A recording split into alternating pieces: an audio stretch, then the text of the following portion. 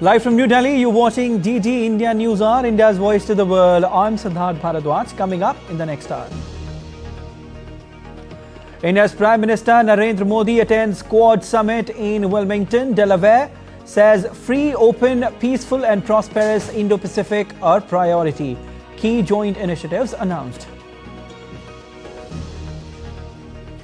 India's Prime Minister Modi and US President Joe Biden hold India-US bilateral talks on sidelines of Quad Summit. Both leaders discussed regional and global issues. Counting underway in Sri Lanka presidential elections, NPP's Anura Kumara Dissanayake leading in early trends. And it has gone now into the second round.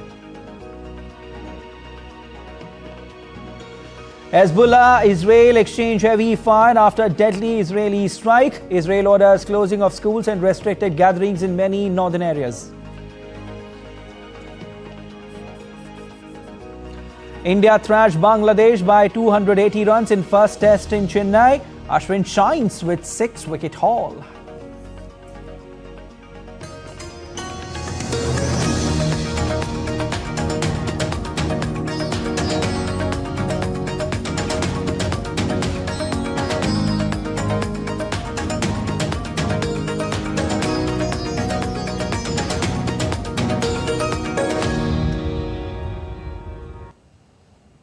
India's Prime Minister Narendra Modi, who is on 3-day visit to United States, participated in the Quad Leaders Summit in Wilmington, Delaware, being hosted by US President Joe Biden in his hometown. This is the 6th Quad Summit, of which 2 took place virtually.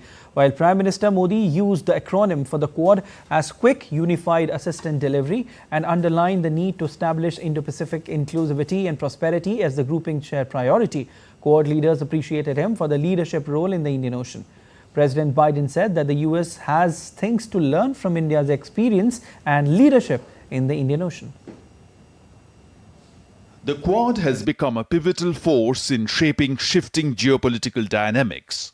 Amid global tensions and conflicts, the alliance comprising India, the US, Japan and Australia convened in Wilmington, Delaware. India's Prime Minister Narendra Modi highlighted the Indo-Pacific inclusivity and prosperity as a shared priority, with a clear message that the cooperation of the nations is important for humanity, given the current world order. He also thanked President Biden for expanding cooperation across critical areas like health, technology and climate change. Free, open, inclusive और prosperous Indo Pacific हमारी साझा प्राथमिकता और साझा प्रतिबद्धता है। हमने मिलकर health security, critical and emerging technologies, climate change, capacity building जैसे क्षेत्रों में कई सकारात्मक और समावेशी इनिशिएटिव लिए हैं। PM Modi also asserted that the Quad was not against anyone and it supported rules-based international order. हमारी बैठक ऐसे समय हो रही है जब विश्व तनावों और संघर्षों से घिरा हुआ है। ऐसे में साझा डेमोक्रेटिक वैल्यूज के आधार पर क्वाड का मिलकर साथ चलना पूरी मानवता के लिए बहुत ही महत्वपूर्ण है। हम किसी के खिलाफ नहीं हैं। हम सभी एक रूल्स बेस्ड इंटरनेशनल ऑर्डर, संप्रभुता और क्षेत्रीय अखंडता के सम्मान और सभी मसलों के शांतिपूर्ण ढंग से हल निकालने का समर्थन करते हैं। US President Joe Biden echoed this sentiment, affirming that the Quad is more aligned than ever, announcing new initiatives. Today, we're announcing a series of initiatives to deliver real, positive impact for the Indo-Pacific. That includes providing new maritime technologies to our regional partners so they know what's happening in their waters.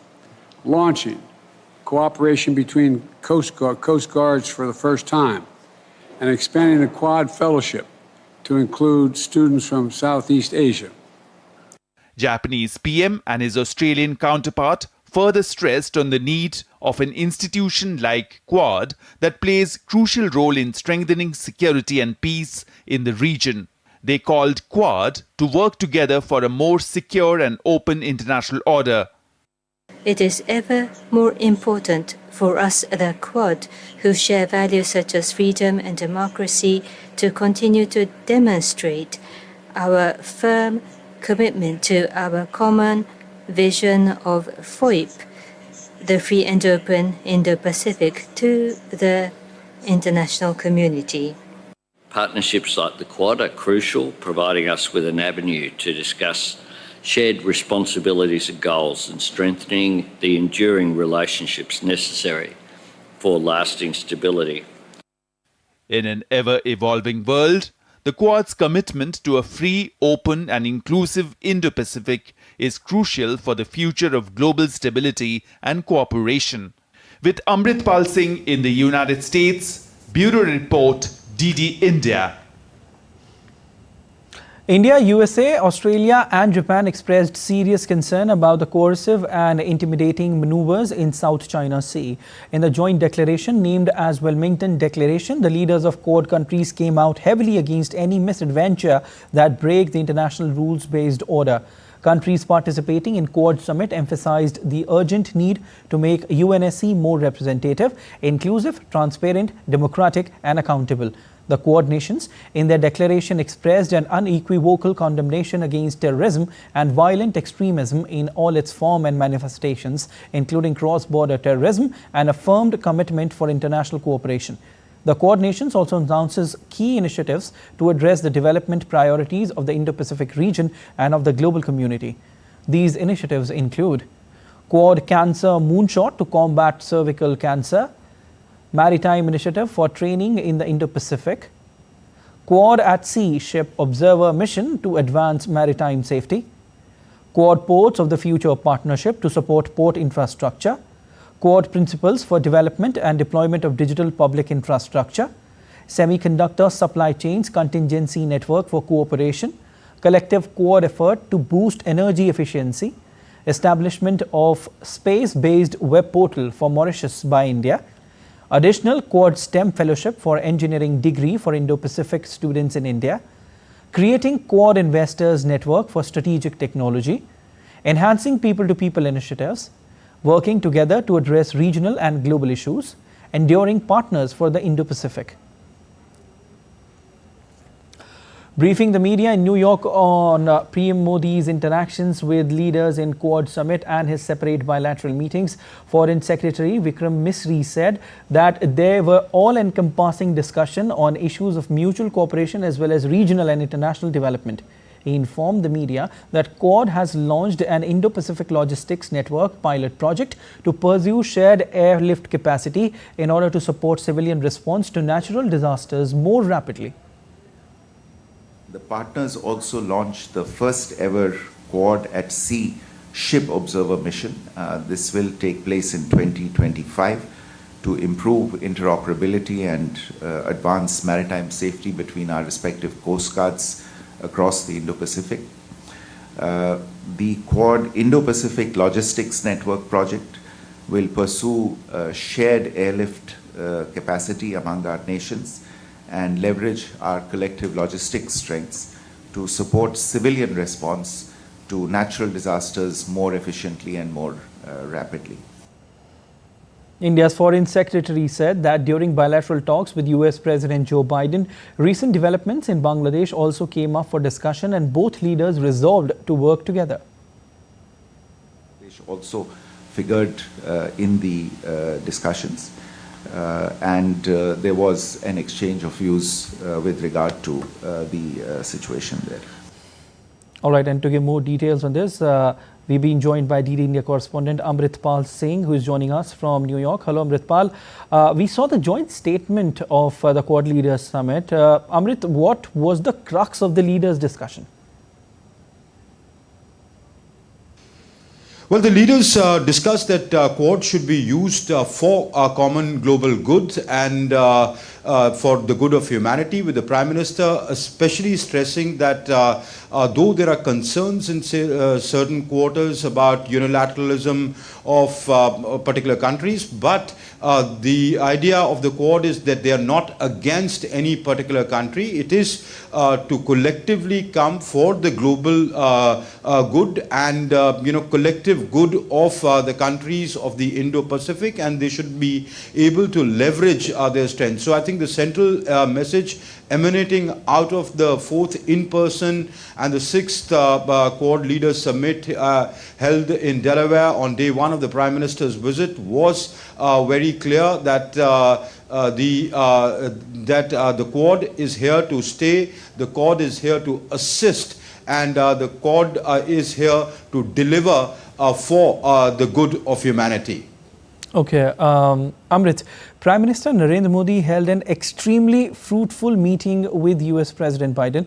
How do you see the outcome of this?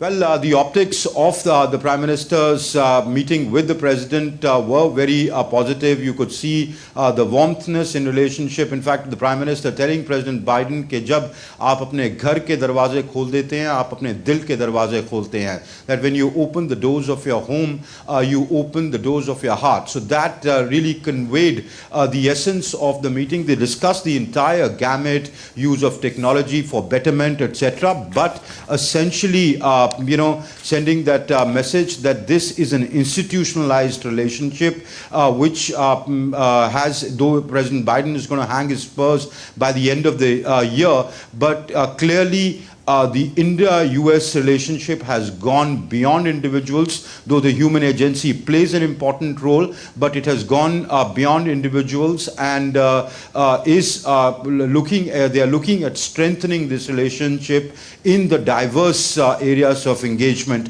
that the two countries have. All right, thank you so much, Amritpal Singh, for your analysis. And now, India's Prime Minister Narendra Modi met US President Joe Biden on the margins of the Quad Summit. Prime Minister Modi was welcomed by Biden at his residence and both leaders shared a warm gesture. Prime Minister conveyed his appreciation for the unparalleled contributions made by President Biden in giving impetus to the India-US partnership. Both the leaders had discussions focusing on ways to further deepen the bilateral partnership in areas of mutual interest. Leaders exchanged views on global and regional issues, including the Indo-Pacific region and beyond. Leaving the Biden's residence following the talks, both leaders expressed confidence in the strength and continuing resilience of the relationship. Sharing pictures on X, Prime Minister Modi thanked Biden for hosting him at his residence in Greenville, Delaware. He termed the talks as extremely fruitful as both the leaders had an opportunity to discuss regional and global issues during the meeting. Sharing an emotional post on social media platform X, Biden wrote that each time they sit down, he's struck by their ability to find new areas of cooperation, and that today was no different. On the sidelines of Quad meet, Indian Prime Minister Narendra Modi along with US President Joe Biden, Australian Prime Minister Anthony Albanese and Japanese PM Fumio Kishida attended the Cancer Moonshot event. Quadrilateral Cancer Moonshot Initiative was launched by Quad leaders to prevent, detect, treat and elevate the impact of cervical cancer. India's Prime Minister Narendra Modi announced a special fund to fight against the cervical cancer. PM Modi said, Quad has decided to jointly tackle challenges of it. यह affordable, accessible और quality health care के लिए हमारे साझे दृढ़ निश्चय को दर्शाता है. एक्सेलेंसी, भारत अपना एक्सपीरियंस और एक्सपर्टाइज शेयर करने के लिए तैयार है. आज कैंसर केयर में काम करने वाले भारत के कई एक्सपर्ट्स इस इवेंट्स में हमारे साथ जुड़े हैं. भारत का विजन है वन अर्थ वन हेल्थ. इसी भावना से मैं क्वाड मूनशॉट इनिशिएटिव के तहत $7.5 मिलियन के सैपलिंग किट्स, डिटेक्शन किट्स और वैक्सीन का सहयोग देने की घोषणा करता हूं। PM further said that India will also cooperate in radiotherapy treatment and capacity building and announced another fund for vaccine doses in the Indo-Pacific region. मुझे खुशी है कि इंडो पैसिफिक देशों के लिए गावी और क्वाड की पहलों के अंतर्गत भारत से 40 मिलियन वैक्सीन डोसेज का योगदान दिया जाएगा। ये 40 मिलियन वैक्सीन डोसेज करोड़ों लोगों के जीवन में आशा की किरणें बनेगी। As you can see, when the Quad acts, it is not just for nations, it is for the people. This is the true essence of our human-centric approach. Dhanyavad. A major announcement was made in Delaware on the sidelines of the summit. Addressing the event, US President Joe Biden said that over $150 million for HPV screening and therapeutics will be initiated. He added that Quad Cancer Moonshot means more collaboration between hospitals, research centers, and cancer foundations.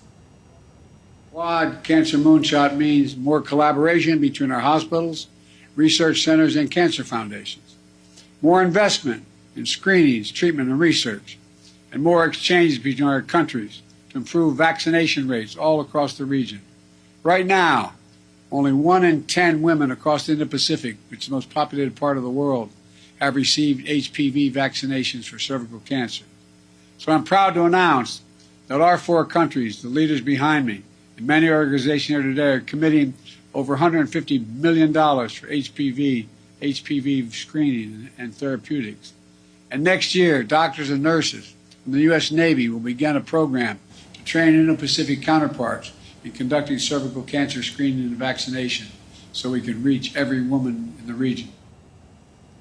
And still to come on DD India News Hour. US has facilitated return of 297 stolen or trafficked antiquities to India. India's Prime Minister Narendra Modi to address a gathering of the Indian community in New York tonight. Prime Minister Modi will address the Summit of the Future at the United Nations on 23rd of September.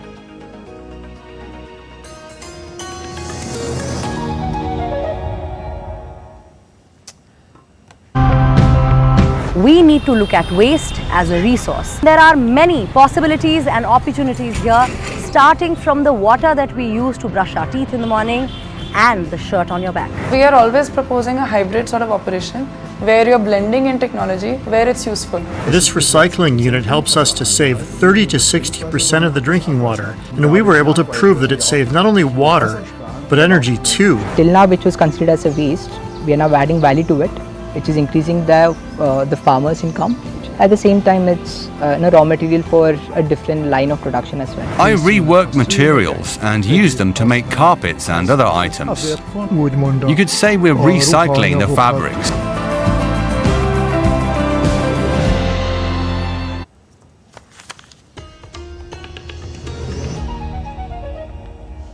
Welcome back. You're watching DD India News Hour. I'm Siddharth Bharadwaj. And during Prime Minister Narendra Modi's ongoing visit, the US has facilitated return of 297 stolen or trafficked antiquities to India. In a symbolic handing over, a select few pieces were showcased to PM Modi and President Biden on the sidelines of their bilateral meeting in Wilmington, Delaware. PM Modi thanked President Biden for his support in return of these artifacts. He noted that these objects were not just part of India's historical material culture, but formed the inner core of its civilization and consciousness. India and USA recently signed the first ever cultural property agreement to prevent illegal trafficking of cultural property and retrieval of antiquities. The antiquities belong to a time period spanning almost 4,000 years, from 2000 BCE to 1900 CE, and have origins in different parts of India.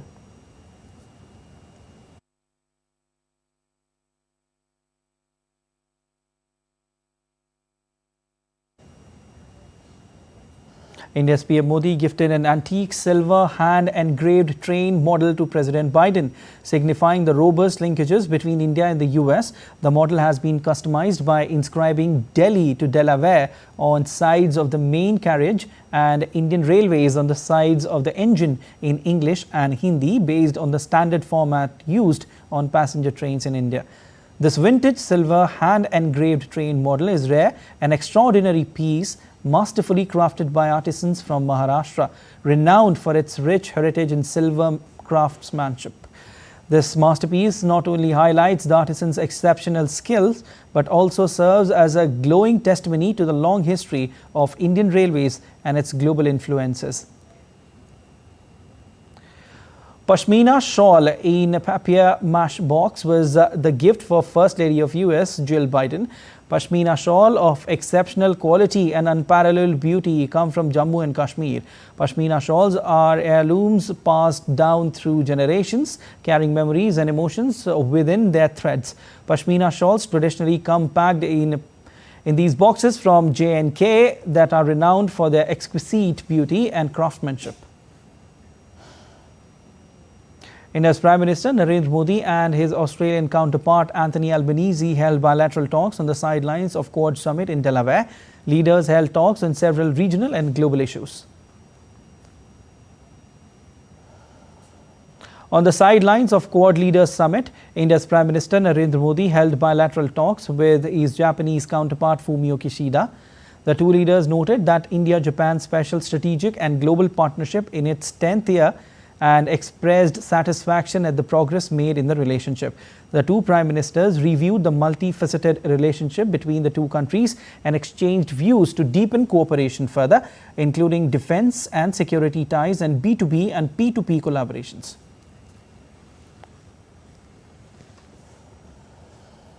Bilateral economic partnership has taken the center stage as Indian Prime Minister Narendra Modi visits the US.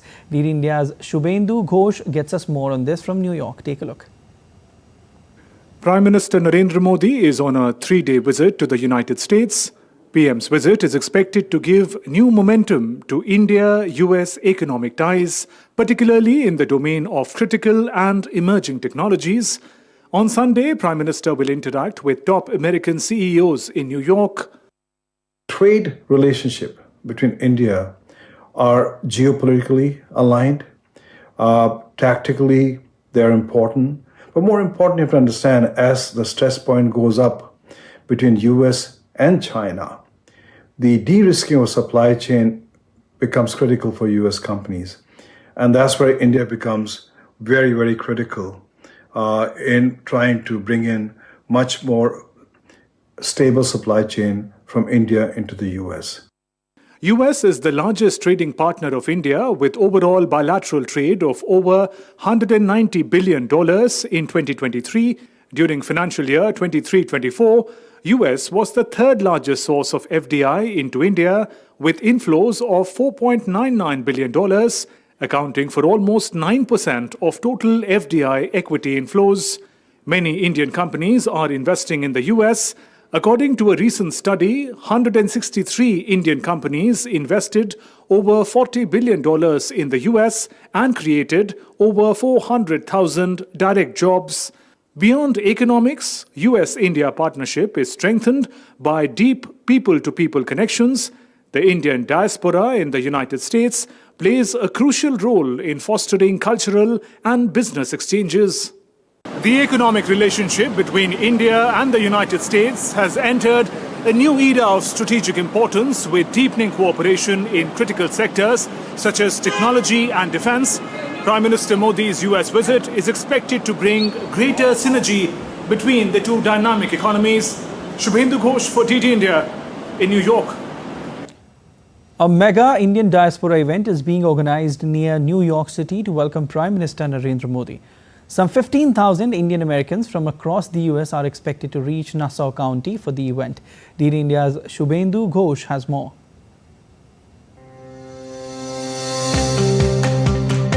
Prime Minister Narendra Modi is visiting United States. Besides the strategic and diplomatic engagements at the Quad Summit and at United Nations, There is great anticipation around Prime Minister's connection with the Indian diaspora.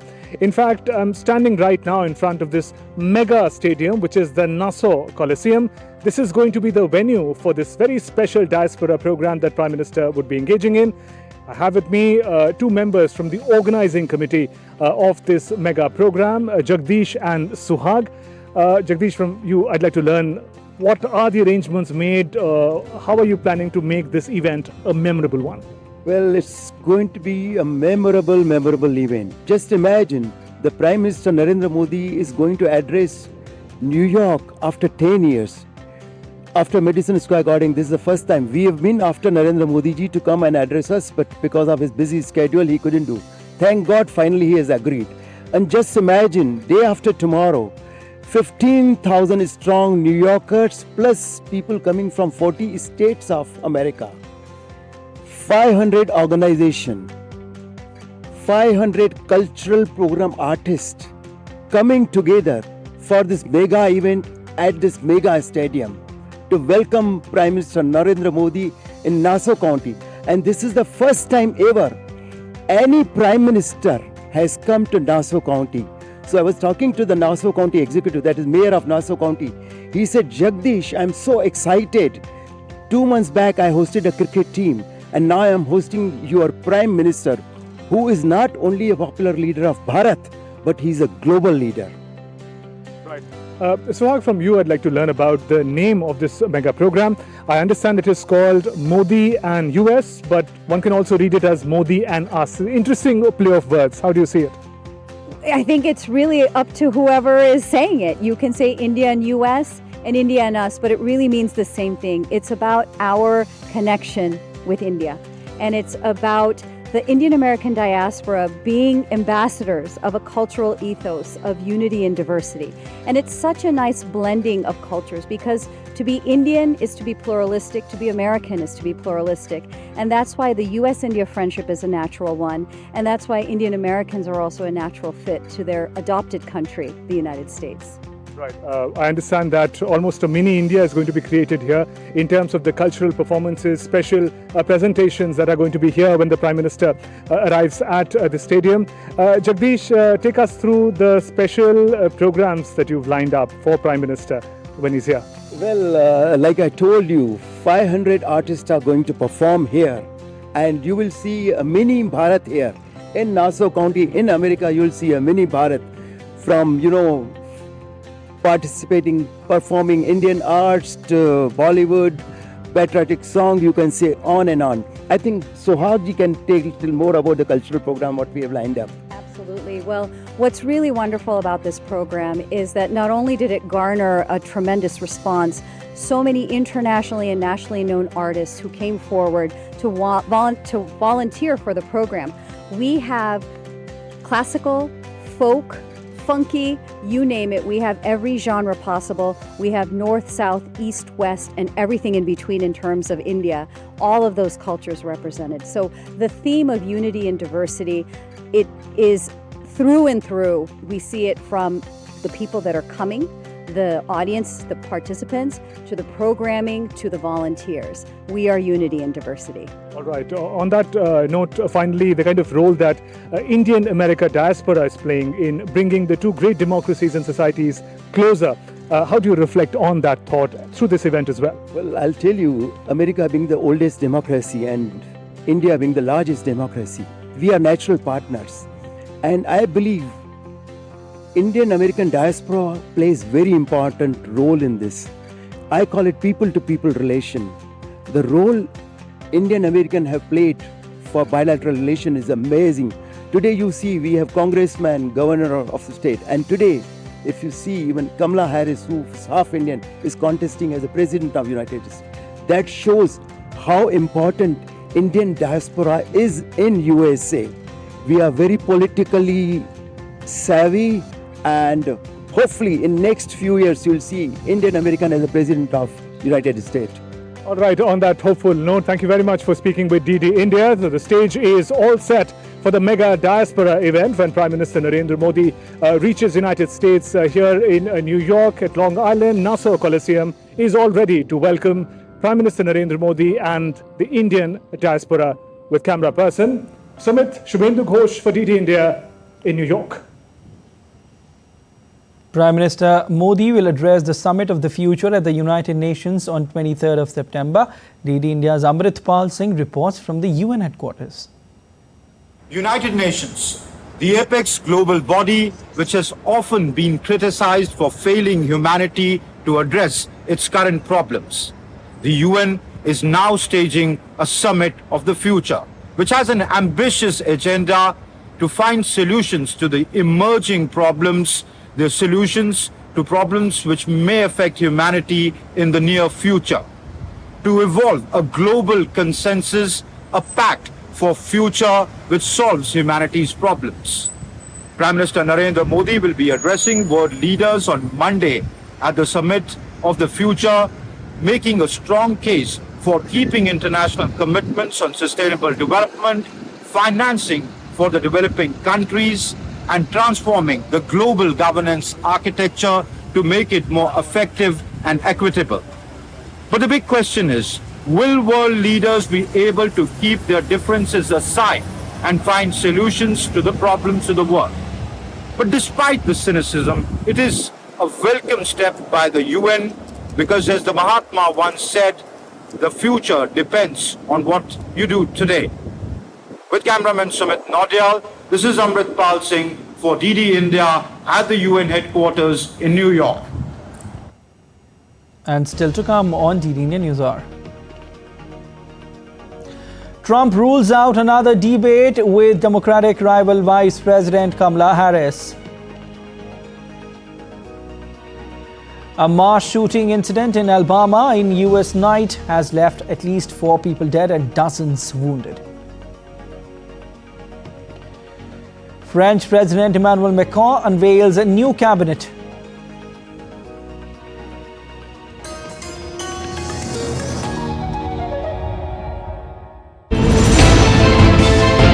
Geopolitics and trade deals. Economic challenges amid development. Hard work and the path to prosperity. It's the economy always. Between walkers, money is what money does and says. Supply creates its own demand. Between the bulls pulls and bears tears. When supply chains globalization and India rises to the podium.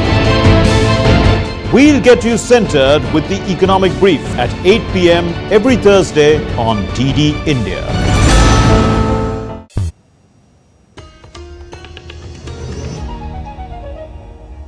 You're watching DD India News Hour. I'm Siddharth Bharadwaj and a quick recap of the headlines. India's Prime Minister Narendra Modi attends Quad Summit in Wilmington, Delaware, says free, open, peaceful and prosperous Indo-Pacific are priority. Key joint initiatives announced. India's Prime Minister Modi and US President Joe Biden hold India-US bilateral talks on sidelines of Quad Summit. Both leaders discussed regional and global issues. Sri Lanka presidential election goes to historic second count after no candidate secured over 50% vote. Hezbollah-Israel exchange heavy fire after deadly Israeli strike.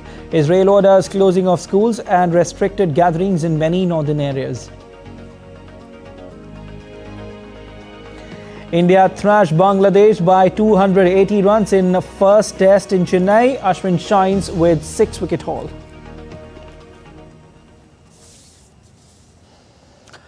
The presidential election in Sri Lanka has gone into second round of counting as no candidate secured the required 50% vote in the first round.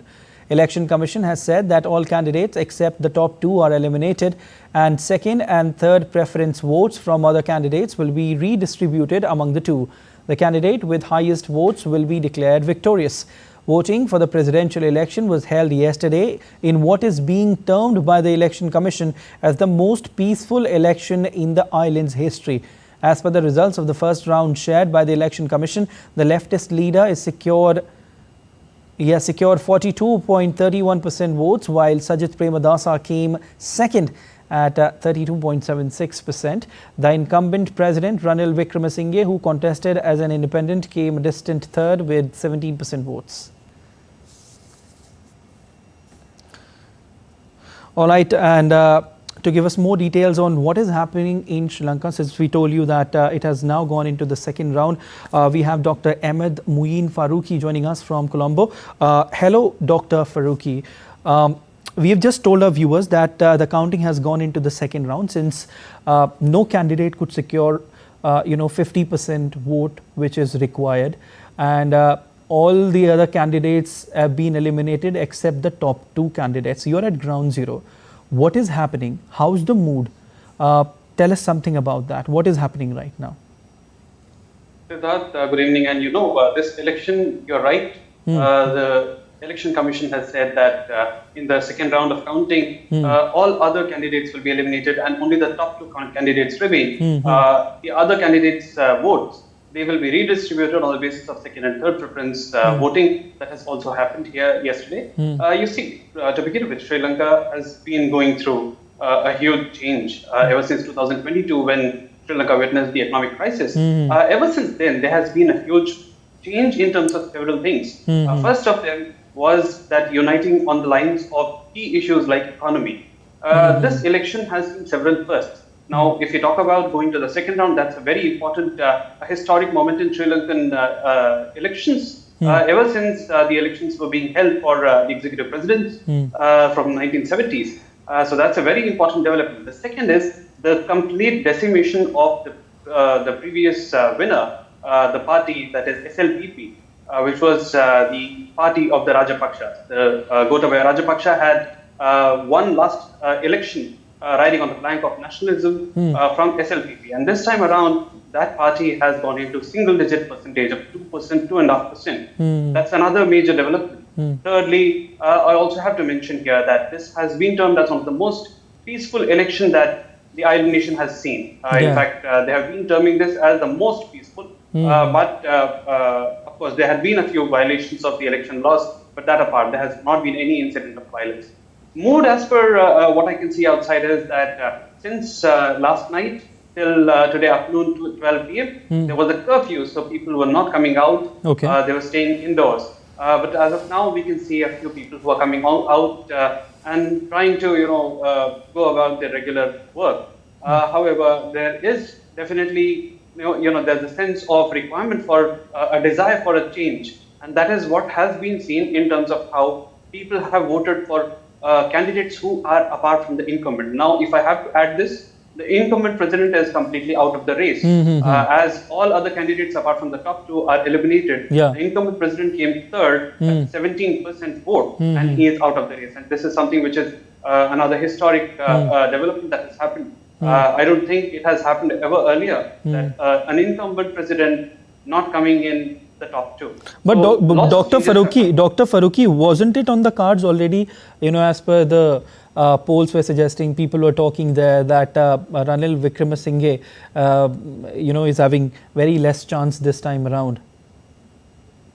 Yes, Siddharth, you see, this was something which was being talked about. But over the last 1 month, the incumbent president had held several rallies and meetings. And suddenly the polling, the surveys which had initially written him off, they started showing that he has eaten into the chunk of the top candidates. But can you just tell us, what is the core reason for the same? You see, primarily speaking, when the incumbent president had taken over in 2022 July, it was at a time that an economic crisis was high in Sri Lanka, with inflation running as like 70%, with no imports happening, with no fuel, no fertilizer, no food grains available, especially after the fertilizer crisis as well. It was a tough task. And at that time, Mr. Wickremesinghe taking the reins of the country was something which was very bold. He also knew that he would have to take many non-populist measures, including increasing income tax, making the fuel and fertilizer rates higher, as well as also bringing in several measures which would bring in austerity into the government. So this was something which did not go down well among many people because they were already under tremendous stress because of high cost of living. Okay. And this was seen as something which was not acceptable by many. That was one reason. Okay. The second reason was he also has been blamed to not have taken any strong action against the previous regimes, especially when it was blamed, and it was also mentioned by the Supreme Court that the previous regime was responsible for the policies of the previous regimes were responsible for the condition Sri Lanka was in. So people were of the opinion that he is complicit with the previous regime and were not trusting him much. And that was definitely, Dr. Farooqi, and hence is the result which we are witnessing right now. You were also mentioning this, for majority of Sri Lankans, this is an economy-driven election. You know, they hope that the new government will stabilize the nation's economy and will take the country out of a complete crisis. How challenging, Dr. Farooqi, would it be for the new government? To begin with, whosoever will win this election among the top two, it's going to be a difficult task for the new government, not just because they have to restart whatever has been left by the previous government. The incumbent President Ranil Wickremesinghe has taken several measures, but it's also very crucial because as of now, the country, the island nation has completed the bondholders' debt restructuring also. And this means that now, officially speaking, the island nation is out of bankruptcy and it has restarted payments which were under its external debt commitments. That said, the bilateral debt commitments will start from 2029. So as of now, the new government has to find ways to ramp up the revenues which the government makes. At the same time, also take care of the promises that they have made by reducing taxes, by making the the essentials cheaper, and also think about how they would go ahead with taking care of the austerity measures that they have promised. Now, apart from all these things, it is also very crucial that they have to also plan for the next, the coming general elections also, which is scheduled next year. That would be a very crucial one because a majority in the parliament will help the president, will help the new government to get through with the laws in the parliament and get it easily pushed. But if that does not happen, if the numbers are not there, then it will be a really tough task for the new government which will come in from tomorrow. Okay, definitely, Dr. Farooqi, this is going to be a very challenging task for the new government when it comes to economic stability. And like you just mentioned, the counting has gone into the second phase now because no candidate could secure 50% vote, which is required. And Election Commission has also termed these elections as one of the most peaceful election in Sri Lanka's history. But a wonderful analysis from your side, Dr. Farooqi. Thank you so much. We'll keep taking updates from you. Thank you. Israel launched new strikes on Hezbollah targets in Lebanon following the attack on northern Israel early on Sunday. The Israeli military said that the terrorist organizations fired some 115 projectiles towards civilian areas in northern Israel. Lebanese group Hezbollah has exchanged regular fire with Israeli forces throughout the Gaza conflict. But the cross-border violence has intensified in recent days. The authorities said 4 people were injured from shrapnels during the night. An Iraqi coalition of pro-Iran armed group claimed the drone attack against Israel. The Israeli Civil Defense Agency has ordered all schools in the country's north closed following the rocket fire and intensifying cross-border violence. Meanwhile, the death toll rose to 45 from Israeli strike. In fact, on Beirut's southern suburbs this week, the strikes targeted Hezbollah military commanders in the region. And thousands of people sought shelter from Hezbollah rockets fired from Lebanon into northern Israel on Sunday.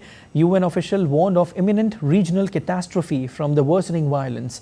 Israel has signaled its intention to turn its focus to Iran-backed Hezbollah after nearly a year of cross-border fire that began with the outbreak of the war between Israel and Palestinian Hamas militants in Gaza Strip.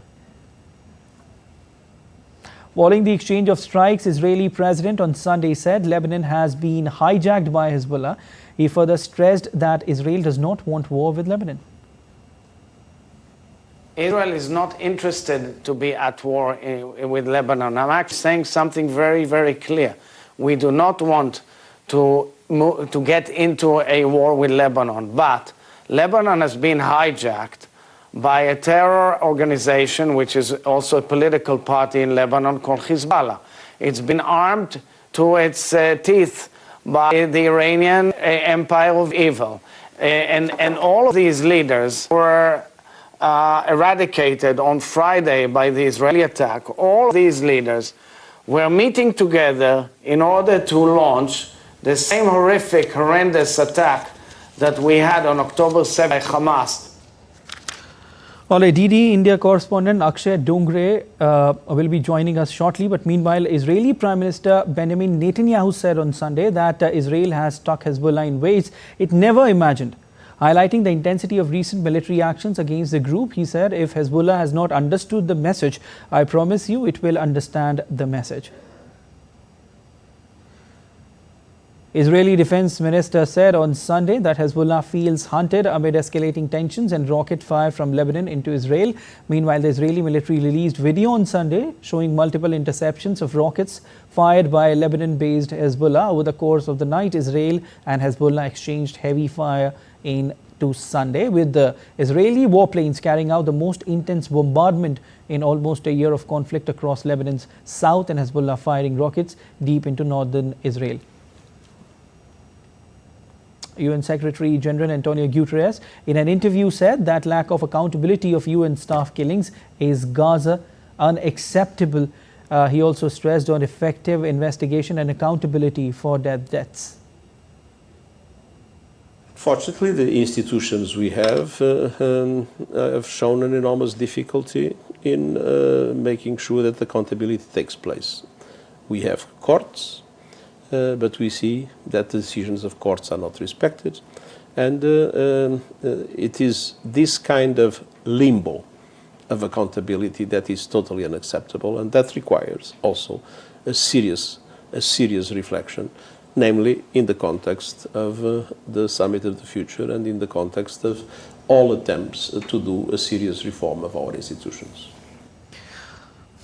All right. As I was mentioning, our correspondent Akshay Dongre is joining us from newsroom to give us more updates on what is happening. Hi, Akshay. Israel said that we don't want to fight, but Lebanon has been hijacked by Hezbollah. What could you make of this particular statement, and what is the current update on what is happening on that front, wherein Israel and Hezbollah they are engaged in a full-fledged fight, and there are bombardments, projectiles, rockets and firing happening. What all is happening? Just give us an update of that. Well, Siddharth, absolutely right. The Israeli government is, rather has been saying that they do not want to fight, or they do not want a war or conflict with Lebanon, now a country that is on the northern parts of Israel, that shares the northern border with Israel, and both of the countries have had historical problems as well, especially with Hezbollah using Lebanon as its launch pad as far as its attacks into Israel are concerned. Now, starting from the 7th October attack, we saw when the attack was launched by Hamas, into the Israeli territory, also projectiles were launched into Israel by Hezbollah. Now, it's not just that. We have also seen that Hezbollah has been targeting the shipping containers that have been passing through the neighboring regions. We have seen many of these ships have also been struck by projectiles, including missiles and rockets, and that is what Israel is hinting at right now, that it did not want a war with Lebanon. However, with Hezbollah using the territory of Lebanon as its launch pad, or using Lebanon as a safe haven, they're forced to act. So that is in fact going to be one of the statements that is going to be very crucial as far as the understanding of today's context is concerned. We are seeing, and it has been mentioned by the Israeli government, that the gravity of war is moving towards the northern part of Israel from south. Now, what it means is that from the conflict that was there in Gaza, the conflict is now moving towards Lebanon, that is on the northern parts, along with Syria, that also shares the northern part of Israel as far as the borders are concerned. So the situation is catastrophic. In fact, a catastrophic situation is grim, as it has been said by the United Nations. So definitely, Akshay. You're right, Akshay. You're right. The situation is grim, and we have to further see that what could happen. As of now, Israel has said that they don't want any fight, any conflict with Lebanon, but is such that the region is now being captured by Hezbollah, who's thinking that it's a safe haven for them. But thank you so much. As of now, we leave it there. In a tragic incident, at least 51 people were killed in a mine blast in eastern Iran. Several others were injured in the coal mine blast. According to Iranian state television, the deadly blast caused by a gas explosion in southern Khorasan province. The incident occurred at around 2100 local time on Saturday. Several more are feared trapped in the coal mine. Iranian President Masoud Pezeshkian sent his condolences to the families after the gas explosion in coal mine claimed numerous lives. A mass shooting incident in Alabama in US on Saturday night has left at least 4 people dead and dozens wounded. The shooting happened in the 5 Points South area in Alabama's Birmingham at around 11 p.m. local time. Dozens of people were wounded in the shooting, sustaining life-threatening injuries. Former US President and Republican nominee Donald Trump has ruled out another debate with Democratic rival Vice President Kamala Harris ahead of the November 5th presidential election. This came hours after Harris's campaign said she had agreed to an October 23rd matchup with her Republican rival on CNN. Trump said that it was too late for a debate as voting had already started. The two leaders had their first debate earlier this month. The problem with another debate is that it's just too late. Voting has already started. She's had her chance to do it with Fox. You know, Fox invited us on, and I waited, and they turned it down. But now she wants to do a debate right before the election with CNN because she's losing badly. Months after uncertainty due to a hung parliament, French President Emmanuel Macron has unveiled a new cabinet comprising mostly of right-wing leaders. More details in our next report.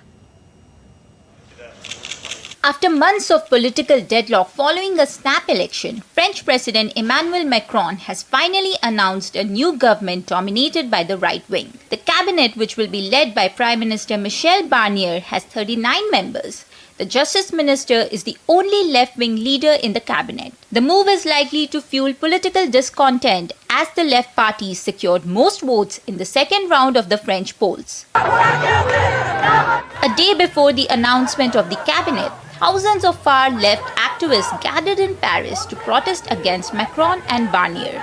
Earlier, Macron's choice of naming conservative Barnier as PM had triggered similar protests.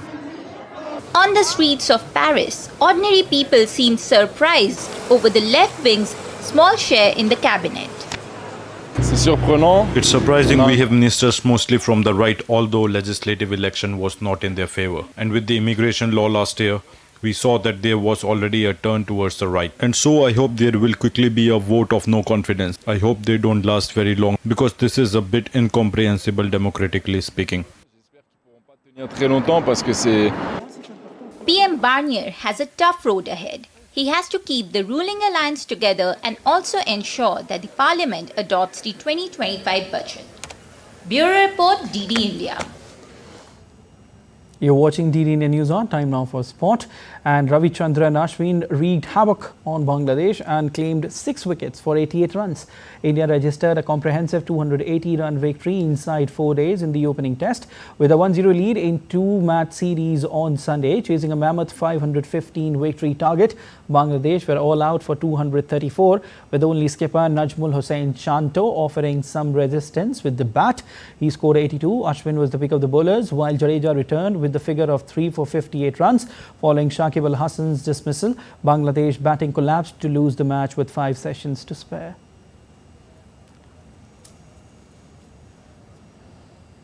All right, DD correspondent Narayan Singh is joining us to give more details on what happened in India versus Bangladesh and some facts related to it. Hi Narayan, a very good evening to you.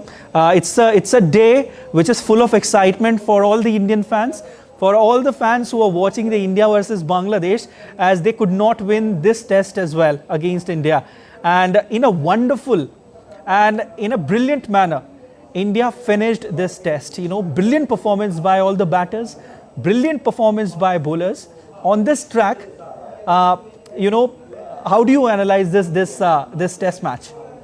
Abhishek, the way Siddharth we talk about this match, a fantastic performance by the Indian team, and we know that India is on unbeaten streak of 17 series win on home soil, and definitely it's a Herculean task for any visiting team to defeat India in India, and they did exactly that thing. At one point of time, we saw on day one Bangladesh has an upper hand after India lost 4 early wickets, but at that time we saw that Ravichandran Ashwin and Jadeja came to the rescue, and they made we can say that a match-saving partnership of 199 runs. And on day 3 too, when the Bangladeshi batsmen, their captain and Shakib Al Hasan, they survived the first hour and there was no wicket for the India, then again Ashwin came and Jadeja came, and thus the floodgates opened, and within, we can say that 2 hours the Bangladesh were all out and India won this match by a fantastic margin. So we can say that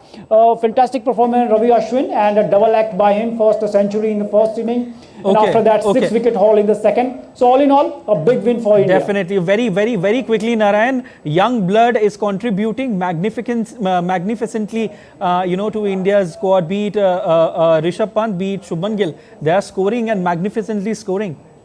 Definitely, no doubt, an emotional 100 by the Rishabh Pant, making a comeback after 637 days here and scoring a century and helping earlier India to win the T20 World Cup. We know that he's a gem of a player and once in a decade player. The kind of performance he delivered, we can say that the character of the Rishabh Pant, definitely, as you mentioned, the young blood, the way Shubman Gill and he staged a partnership.